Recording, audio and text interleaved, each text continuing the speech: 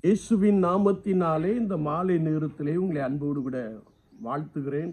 உங்களுக்கு கிருபையும் தேவ சமாதானமும் உண்டாவதாக.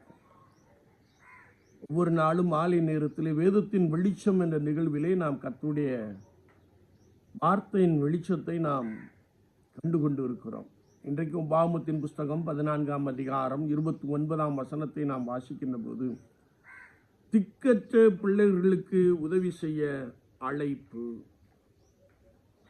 ஆண்டவராகிய தேவன் தம்முடைய ஜனங்களை பார்த்து சொல்லுகின்ற போது, உனக்கு வந்த பலன் எல்லாவற்றிலும் தசம பாகத்தை பிரித்து உன் வாசலில் வைக்க கடவாயாக.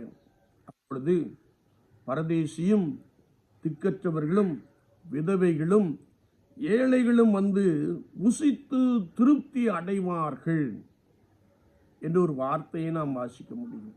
விசுவாச வாழ்க்கையிலே தசம பாகம் கர்த்தருக்குரியது.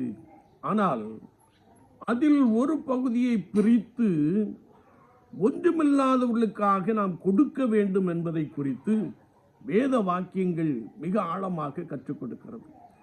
அப்படி ஒன்றுமில்லாதவர்களுக்காக நாம் தசம பாகங்களை பிரித்து நாம் கொடுக்கின்ற பொழுது அவர்கள் சாப்பிட்டு திருப்தி அடைகிறார்கள். ஆண்டவர், நீ கையிட்டு செய்யும் உன் வேலைகளை எல்லாம் ஆசீர்வதிக்கிறார் என்று கர்த்தருடைய வசனத்திலே நாம் தெளிவாய் வாசிக்க முடியும். நீங்கள் நன்றாய் இருக்க வேண்டுமே என்றால், நீங்கள் இன்னும் பலப்பட வேண்டுமே என்றால், நீங்கள் இன்னும் ஆசீர்வதிக்கப்பட வேண்டுமே என்றால், தசம பாகத்தை பிரித்து எடுத்து அதை திக்கற்றவர்கள், பரதேசிகள், ஒன்றுமில்லாதவர்களுக்கு கொடுங்கள். கர்த்தர் உங்கள் கைகளின் பிரயாசங்களை 100 மடங்கு ஆசீர்வதிப்பார். நீங்கள் ஆசீர்வாதமாய் இருப்பீர்கள். ஆமென், ஆமென்.